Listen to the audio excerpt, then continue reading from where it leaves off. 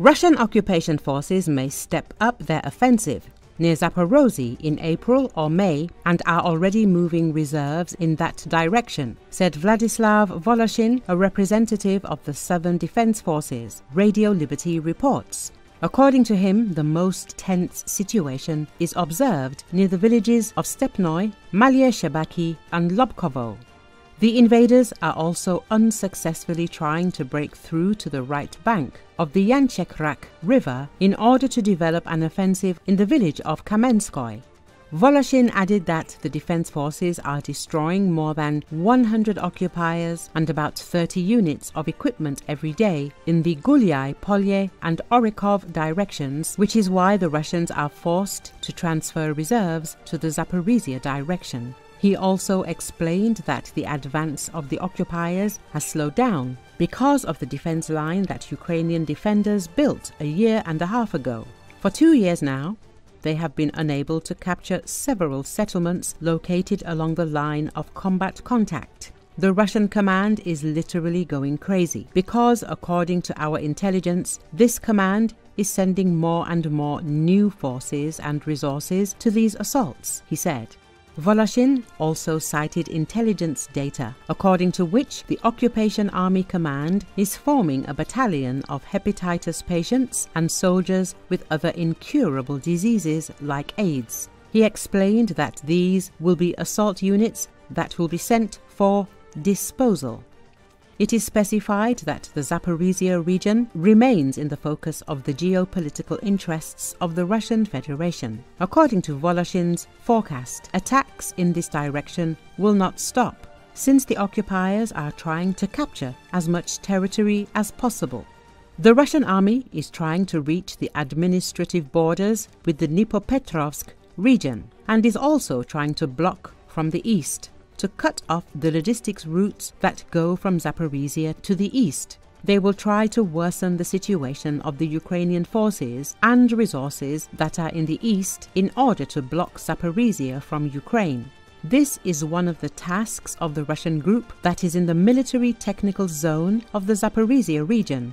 This group is moving north and is also trying to cover the regional center of Zaporizhzhya from the east. I think the Russian army has little forces and resources for this, Voloshin added.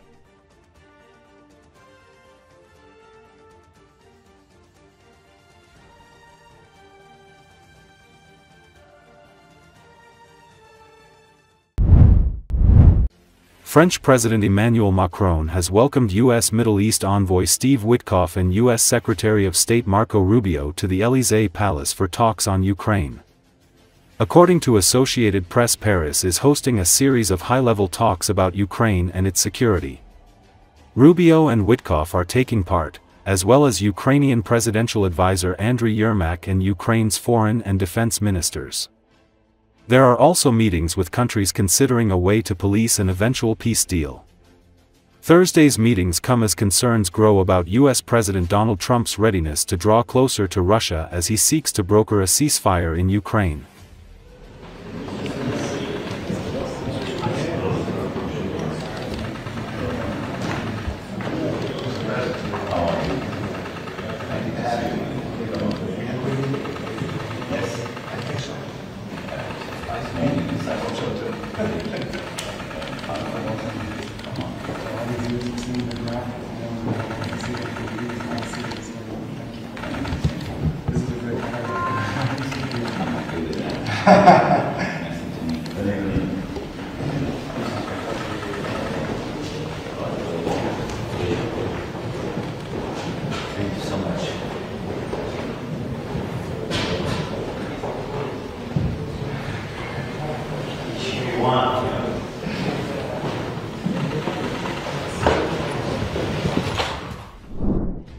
There is a conflict in the White House regarding negotiations with Putin.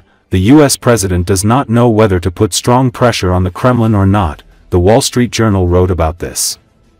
It was reported that Donald Trump's closest advisors are divided into two camps on this issue. Secretary of State Marco Rubio and Special Envoy Keith Kellogg are urging the U.S. president to take a tougher stance against Moscow. They see no genuine desire for peace in Putin and warn against overtrusting the Kremlin. Their proposal is that as long as Moscow only demands Ukrainian territory and does not cease hostilities, there will be no concessions. However, Trump seems to be listening more to his special envoy, Steve Witkoff, who has already met Putin twice in person in Moscow and is convinced that the Russian dictator wants peace. It is worth noting that in recent weeks, Witkoff has made high-profile statements regarding occupied territories in Ukraine, calling them the largest issue in resolving the Russo-Ukrainian war. In an interview with Tucker Carlson, Witkoff said that the largest issue in that conflict are these so-called four regions. In his view, these include Donbass, Crimea, Luhansk, and two others. Following such statements, Reuters reported that some of the actions and comments made by Witkoff regarding a settlement of Russia's full-scale invasion of Ukraine have drawn criticism within the White House and among Republicans. These contradictions in the White House are now spilling over into the public sphere. After the missile attack on the Russian city of Sumy, Trump called the incident a mistake and blamed Joe Biden for the war. Rubio and Kellogg took a more harsh stance. Rubio described the attack as brutal and tragic, while Kellogg called it a violation of all decency. After that, Trump himself was forced to admit that Putin was one of those responsible for this war. It is noted that currently, intense discussions are underway in the White House about whether it is necessary to tighten sanctions against Russia in order to effectively force Putin to sit at the negotiating table.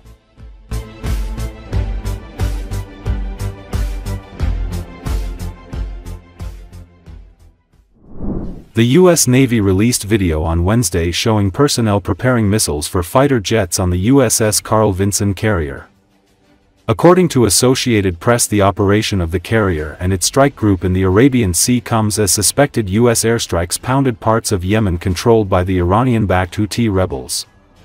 Footage filmed by the Navy on Tuesday showed the Vinson preparing ordnance and launching F-35 and F/A-18 fighter jets loaded with missiles off its deck. The Houthis' Al-Masirah satellite news channel acknowledged on Wednesday U.S. strikes on Sada, Hodeidah, and other cities across Yemen.